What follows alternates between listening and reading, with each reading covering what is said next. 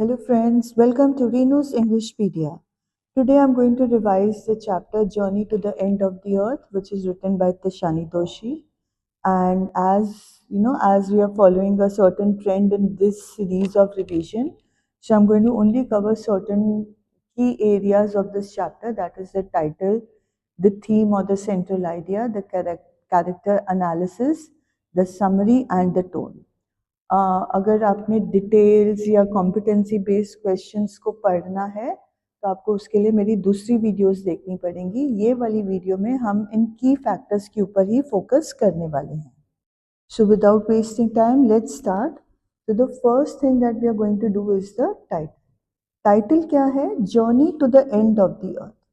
And of the earth अगर आप देखोगे तो earth is divided into the north pole and the south pole और बीच में हमारा इक्वेटर आता है। तो the Antarctica is at one end of the pole, तो बिल्कुल वो एंड ऑफ द अर्थ पे आ रहा है। और जो हमारी ऑथर है तिशानी दोशी, उनकी जो जर्नी है वो मद्रास से शुरू होके it is going to one end of the earth. तो इसीलिए इस चैप्टर को टाइटल दिया गया है the journey to the end of the earth. Antarctica is at the farthest corner of the pole. और इस चैप्टर में बेसिकली अगर हमें इस टाइटल को जस्टिफाई करना है तो what is the chapter all about? It is exploring Antarctica.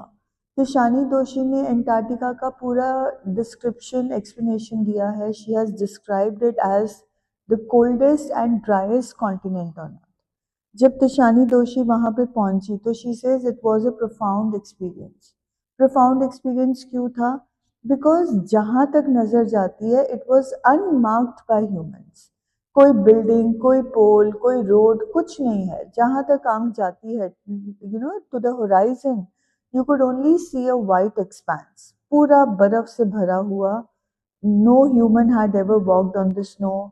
ऊपर ब्लू स्काई, तो it was a very beautiful scene and that is why she is describing it as a profound experience. So that is how we are justifying the title. अब ये chapter है बड़ा आसान, मतलब इसमें कोई थीम एज सच कुछ नहीं है, कोई सेंट्रल आइडिया अगर हम देखने जाएं तो ज़्यादा कुछ नहीं है। अगर एक ही पॉइंट है जिससे ये टॉपिक रिलेट करता है, that is environmental concern. Environmental concern में हमारा क्लाइमेट चेंज आ जाता है, बायोडाइवर्सिटी आ जाता है।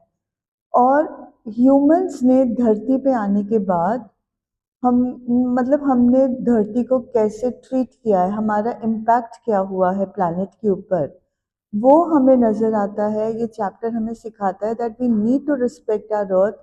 और हमें समझना पड़ेगा कि हम जो काम कर रहे हैं, हम जो एक्टिविटीज़ कर रहे हैं, उसका इम्पैक्ट अर्थ पे, क्लाइमेट चेंज पे क्या हो रहा है। अगर हम चाहते हैं कि ह्यूमन सर्वाइव करे अर्थ पे, then we need to change the way we behave on planet earth. We need to change a mindset. हमें अर्थ को सस्टेन करने के लिए सोचना पड़ेगा। हम अंधाधुंध अब अपने सेल्फिश वर्क में नहीं रह सकते। हमें खुद से आगे अर्थ को रखना पड़ेगा, राइट? अकॉर्डिंग टू तशानी दोशी, जो अर्थ है वो मिलियंस ऑफ ईयर्स एग्जिस्टेंस में है। बट ह्यूमंस जब तक अर्थ पे नहीं आए थे, अर्थ वॉज अ फ्लरिशिंग प्लैनेट। इंसान को अर्थ पे आए हुए ओनली 10,000 ईयर्स हुए हैं। बट हमने इस 10,000 ईयर्स में इतनी तबाही मचा दी है अर्थ में that the earth is on the brink of destruction. ये सारी चीज़ें हमें, मतलब I cover it in the summary, but basically जो ह्यूमन इम्पैक्ट है वो सबसे ज़्यादा जो नज़र आता है that is visible in the Antarctica, right? So theme और central idea basically environmental concern है। Then second that we need to focus on is respect for the earth. अगर हम अर्थ को, धरती को रिस्पेक्ट नहीं करेंगे तो हमारा खुद का सर्वाइवल जो है वो खतरे में पड़ सकता है। हमें अगर हमारी हिस्ट्री देखनी है, अगर हमें अपना प्रेजेंट देखना है, अगर हमारे को अपना फ्यूचर देखना है, then Antarctica is the place to go. Over there we can find everything. We can find the past in its fossils. We can see the effect of our activities in the present day Antarctica, and the way that the ice glaciers are melting, the sheets are breaking. तो हमें उससे अपना future भी नज़र आ रहा है which is going to be very dark, जो अंधकार से भरा हुआ है। देन अगर हम क्लाइमेट चेंज की बात करें तो वही चीज़, why are all these things happening, ice sheets melt क्यों हो रही हैं, जो हमारा ओजोन लेयर है वो क्यों डिप्लीट हो रहा है, हमारा कार्बन साइकिल डिस्ट्रप्शन क्यों हो रहा है, क्यों सारा कार्बन धरती के अंदर रह रहा है, it is not going out to the universe, क्यों धरती कूल नहीं हो रही है, हर साल गर्मी बढ़ती जा रही है। तो ये सब चीज़ें जो हैं that is because of human activities. और इन सब के कारण जो अर्थ पे चेंज आ रहा है, जो क्लाइमेट चेंज आ रहा है, that is clearly visible in the Antarctica. Finally the chapter is talking about the power of nature. Chapter हमें पोर्ट्रे कर रहा है कि जो नेचर है ना, उसका जो पावर है वो बहुत फॉर्मिडेबल है। फॉर्मिडेबल मतलब बहुत खतरनाक पावर है। उसको ओवर पावर करना इंसान के बस की बात नहीं है। वो फॉर्मिडेबल भी है और ओ इंस्पायरिंग भी है। In one of the videos I have explain the meaning of awe. Awe का मतलब होता है कि वी आर स्पेल बाउंड। हम उसको देखकर हमारी आंखें जो है वो चकाचौंध हो रही हैं। हम उसके साथ मुकाबला नहीं कर सकते। It just leaves the mouth open. इतना पावरफुल नेचर होता है। और अगर हमारे को धरती के पास्ट को, धरती के फ्यूचर को अंडरस्टैंड करना है, then visiting Antarctica is the best way to understand the Earth's history and its future. Okay, moving on, we will now talk about Tishani Doshi. Tishani Doshi, she is narrating her experience of traveling to Antarctica, and she is exploring its unique landscape.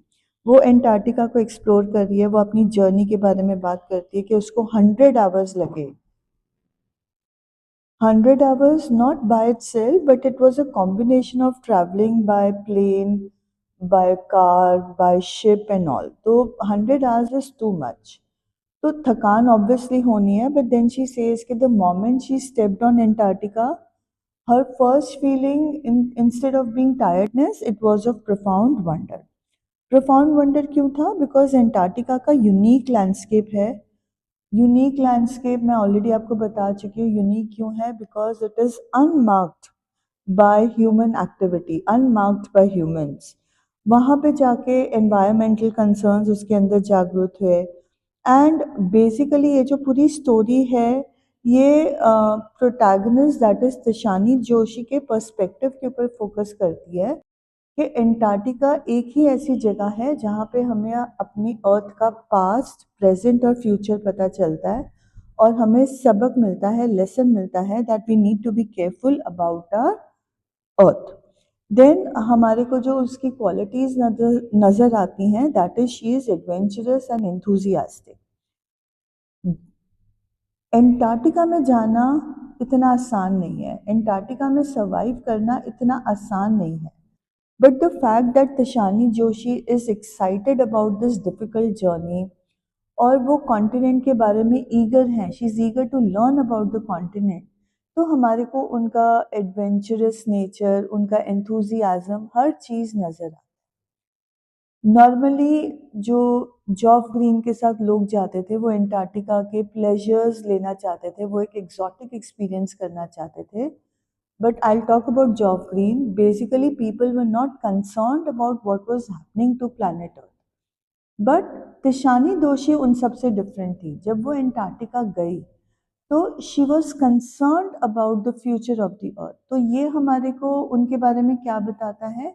That she is reflective and concern. Reflect मतलब सोचना, ponder करना, think करना, deeply सोचना किसी चीज़ के बारे में। Even though she is enjoying the beauty of Antarctica, वो deeply aware है of the threats posed by the climate change. जो क्लाइमेट इतनी तेज़ी से चेंज हो रहा है, उसका थ्रेटनिंग एस्पेक्ट क्या है अर्थ के ऊपर, वो चीज़ एंटार्क्टिका में जाके सोचने पे तिशानी दोशी मजबूर हो गई थी। वो ये सोचने पे मजबूर हो गई थी कि ह्यूमंस एंटार्क्टिका को कैसे impact. Now, by profession, Tishani Doshi is a poet and a writer. उनका जो बैकग्राउंड है in writing, it allows her to vividly describe her experiences. बहुत अच्छे तरीके से, बहुत डिटेल में उन्होंने अपना एक्सपीरियंस डिस्क्राइब किया है अपने इमोशंस को डिस्क्राइब किया है, all those things that she saw और felt throughout her journey. Okay, when we talk about this expedition, then automatically we come to know of Geoff Green. Geoff Green कौन थे? He was a Canadian character. He is portrayed as a passionate environmentalist और he founded the Students on Ice program. मतलब ये तिशानी दोषी के साथ कैसे connect हो रहा है? इनिशियली जॉफ ग्रीन जो रिच जो इलाइट पीपल होते थे, जो मतलब जो सिर्फ मज़े के लिए एंटार्क्टिका विजिट करना चाहते थे, उनको लेकर जाते थे. बट सून ही became disillusioned with this people. Reason क्या था? वो बिलीव करते हैं कि जो भी बंदा एंटार्क्टिका जा रहा है, he can not come back unaffected. But ये जो रिच लोग थे, ये इतना सेल्फ ऑब्सेस थे कि इनको कोई फ़र्क नहीं पड़ता था. But Geoff Green did become, he was impacted by Antarctica और उनके कैरेक्टर में चेंज आया. He no longer wanted the money that he earned by taking the rich over there. वो चाहते थे कि वो अर्थ के भलाई के लिए, अर्थ के प्रोटेक्शन के लिए, अर्थ की सस्टेनमेंट के लिए कुछ काम करें. तो उन्होंने बच्चों को लेकर जाना शुरू किया एंटार्क्टिका. एंड तिशानी दोषी was one of the students who accompanied him, right. उनका एम था कि अगर मैं हाई स्कूल के बच्चों को एजुकेट करूँगा तो मैं उनको इंस्पायर कर पाऊँगा टू बिकम फ्यूचर एनवायरमेंटल स्टूवर्ड्स.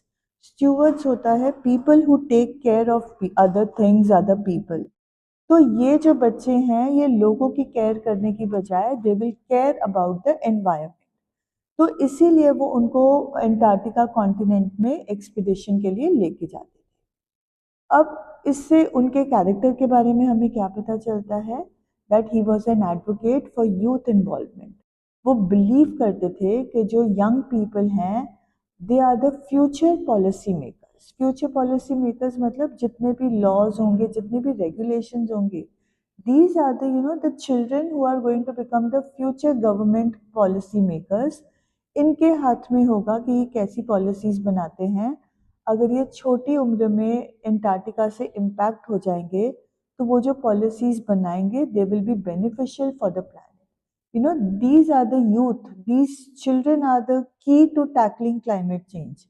हम इन्हीं को यूज़ कर सकते हैं चाबी की तरह, जो क्लाइमेट चेंज को अफेक्ट कर सके in a positive manner, and they will be able to protect the planet. जो जॉफ ग्रीन का फोकस है that is completely on Antarctica. उनका जो स्टूडेंट्स ऑन आइस प्रोग्राम है, it specifically targets Antarctica as a crucial ecosystem. मतलब Antarctica का जो ecosystem है, जो बायोडाइवर्सिटी है, ये बहुत क्रूशियल है for understanding the climate change impacts. हमारी धरती पे इस चेंज का क्या इम्पैक्ट होने वाला है, वो हमारे को एंटार्क्टिका कॉन्टिनेंट के जो इकोसिस्टम है उससे पता चलता है. उनका जो ये स्टूडेंट्स ऑन आइस प्रोग्राम है, ये एक एजुकेशनल मिशन है. इस प्रोग्राम का एम है that it doesn't only want to expose students to the beauty of Antarctica but also to educate them about its environmental challenges. वो सिर्फ उनको खूबसूरती नहीं दिखाना चाहते हैं, वो उनको बताना चाहते हैं कि एनवायरमेंटल चैलेंज कितना बड़ा है, किस तरह से कितना इम्पोर्टेंट है, कितना अर्जेंट है. And this is entire character of Geoff Green is talking about a person who's deeply concerned about the condition of our planet Earth. So moving on, a quick short summary of the chapter. ये जो chapter है ये शुरू होती है with the author's journey in the Russian vessel Academic Shukalsky. This is heading towards America, and already I've told you that it took around 100 hours in a combination of car, aeroplane as well as the ship to reach Antarctica. अब इस trip का main objective क्या था? That there is the desire to learn every detail about Antarctica. फिर हमें further ये पता चलता है कि it's a 2 week stay, and वहाँ पे मतलब क्या क्या प्रेजेंट है. तो वो हमें पता चलता है कि Antarctica contains about 90% of the earth's total ice volumes. जितना भी अर्थ के ऊपर आइस है उसका 90% जो पार्ट है आइस का, वो एंटार्क्टिका में पाया जाता है। अगेन एंटार्क्टिका में कोई ट्रीज नहीं है, कोई बिल्डिंग नहीं है, कोई ह्यूमन मार्कर नहीं है। देन वहाँ का वेदर, वहाँ का मतलब क्लाइमेट कैसा है, तो it is 24 hour austral summer light. मतलब जैसे समर की लाइट होती है वैसे वहाँ पे ब्राइटनेस होती है। सबसे बड़ी बात है, it is covered in silence. वहाँ पे कोई शोर शराबा नहीं है, it is completely silent over here. इतना साइलेंट है कि आपको आइस टूटने की आवाज़ या ओकेजनल एवलांच की आवाज़ जो है वो वहाँ पे सुनाई देती है। अब जब तिशानी दोशी अंटार्कटिका पहुँचती है, she wonders about the time कि इंडिया और अंटार्कटिका, मतलब उसको बड़ा प्रोफाउंड वंडर आता है एक तो उसके एक्सपांस पे एंड द फैक्ट कि एक समय में इंडिया और Antarctica were the part of the same land mass. मतलब जो पहले एक हमारा सुपर कॉन्टिनेंट हुआ करता था Gondwana, right, southern super continent था। हमारे को इस चैप्टर में उसके एग्जिस्टेंस के बारे में पता चलता है। Gondwana existed for 650 million years, मतलब sorry 615 million years ago Gondwana exist करता था। और जब गोंडवाना था तब जो क्लाइमेट ऑफ द अर्थ था, इट वाज मच वार्मर, काफ़ी गर्म था। और बिकॉज वहाँ पे गर्मी थी तो it sustained a huge variety of flora and fauna. Flora and fauna मतलब numerous animals and plant species.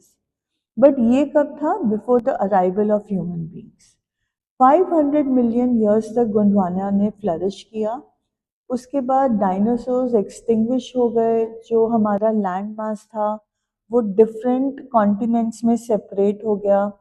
जो इंडिया का पार्ट का कॉन्टिनेंट था it move towards the north. Himalayan range में उसने टकरा के जो मतलब हमारा वो पूरा हिमालयन रेंज उस टाइम पे बना जब वो एशिया के साथ टकराया, एशियन रेंज के साथ, और हिमालयन मतलब रेंज हमारा माउंटेन रेंज बना। और जो दूसरे पार्ट्स थे कुछ अमेरिका की तरफ गए, एक पार्ट जो था जिसको हम एंटार्क्टिका बोलते हैं वो साउथ पोल की तरफ आया and it became the present day Antarctica.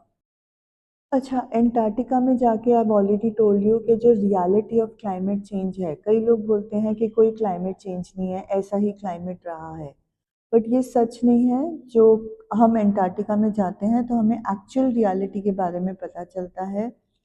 और तिशानी दोशी ये बिलीव करती है अगर हमें इस क्लाइमेट चेंज के इम्पैक्ट को क्लोजली ऑब्जर्व करना है then one must make a visit to Antarctica. हमें यहाँ पे इस चैप्टर में एंटार्क्टिका के इकोसिस्टम के बारे में पता चलता है। हमें पता चलता है कैसे उसमें बायोडाइवर्सिटी नहीं है, मतलब इट्स कम्प्लीटली स्नो, उसमें कोई डाइवर्सिफिकेशन नहीं है कि फूल पौधे आ रहे हैं, nothing, it is one single ecosystem, one single species is existing over there. अगर आपको अगेन अगर क्लाइमेट चेंज में कुछ भी चेंज आता है या अर्थ के ऊपर कोई भी चेंज आता है तो उसके जो कॉन्सिक्वेंसेस होंगे वो एंटार्क्टिका में क्लियरली विजिबल हैं। अगर आप ऑब्जर्व करने की इच्छा रखते हो कि कैसे हमारे कॉन्सिक्वेंसेस, हमारे छोटे छोटे एक्शन का रिजल्ट क्या हो सकता है, तो ये एंटार्क्टिका में बड़े आसानी से विजिबल हो जाता है। जो एंटार्क्टिका जाने के बाद हमें पता चलता है कि जो ओजोन लेयर है वो किस तेज़ी से डिप्लीट हो रही है और इससे how will it impact the lives of the inhabitants of the area. मतलब जो एंटार्क्टिका के इनहैबिटेंट्स हैं like the sea animals, the water plants, the birds, इनके ऊपर क्या असर होगा, तो ये हमें वहाँ पे एंटार्क्टिका में जाके नज़र आता है। सिर्फ ये सी बर्ड्स या एनिमल्स या प्लांट्स के ऊपर नहीं, इनफैक्ट अगर एंटार्क्टिका की आइस शीट्स मेल्ट हो गई, ग्लेशियर्स मेल्ट हो गए, तो ये ग्लोबल कार्बन साइकिल जो है उसको कैसे इम्पैक्ट करेगा वो भी हमें एंटार्क्टिका में जाकर समझ में आता है। हमें पता चलता है कि what are the contributing factors to climate change. Contributing factors मतलब जैसे हम फॉसिल फ्यूल्स को बर्न कर रहे हैं, जो जितनी भी हमारी ह्यूमन एक्टिविटीज़ हैं, these are all the contributing factors to climate change. हमें पता चलता है because of these the quality of Antarctica is being damage. हमें पता चलता है दैट यू नो हमारी इन हरकतों से the person most at risk is humans. We are at maximum danger of losing a human life. हमें ये भी पता चलता है कि जो ह्यूमन एक्टिविटीज़ का असर है ये फाइटोप्लैंक्टन पे, मतलब फाइटोप्लैंक्टन एक एग्जाम्पल है जो हमें बताता है कि ह्यूमन लाइफ कैसे डिस्ट्रॉय हो सकती है, राइट। फाइटोप्लैंक्टन क्या है? It is a microscopic grass which is growing in the ocean. And ये जो माइक्रोस्कोपिक ग्रास है, this is the sole way that the entire ecosystem is surviving of Antarctica. छोटी फिश ये फाइटोप्लैंक्टन खाती है, बड़ी फिश छोटी फिश को खाते हैं, जो बियर और सील है ये फिशेस को खाते हैं। तो पूरा का पूरा जो इकोसिस्टम है it is surviving because of this phytoplankton. अगर कार्बन साइकिल चेंज हुआ, अगर वाटर सैलिनिटी कम हुई because of the fresh water of the ice glaciers being added in the ocean, तो फाइटोप्लैंक्टन खत्म हो जाएगा। फाइटोप्लैंक्टन खत्म हुआ तो सब कुछ धरती पे जो है वो तहस नहस हो जाएगा। Finally, the story is ending with the author observing some seals who are sunbathing on ice. वो आइस के ऊपर लेट के आराम से धूप सेक रहे हैं।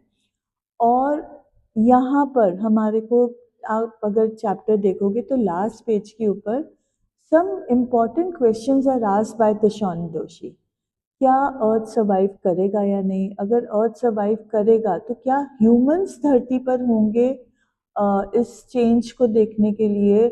और यहाँ पे इस क्वेश्चन के साथ ऑथर का एक डीप बिलीफ है कि ये जो आजकल की न्यू जनरेशन है ये पुरानी जनरेशन की तरह सेल्फिश नहीं है। They will be deeply motivated to preserve earth, right. वो ज़रूर ऐसे काम करेंगे कि हम इस कैटास्ट्रोफी को एवर्ट कर सकें, राइट।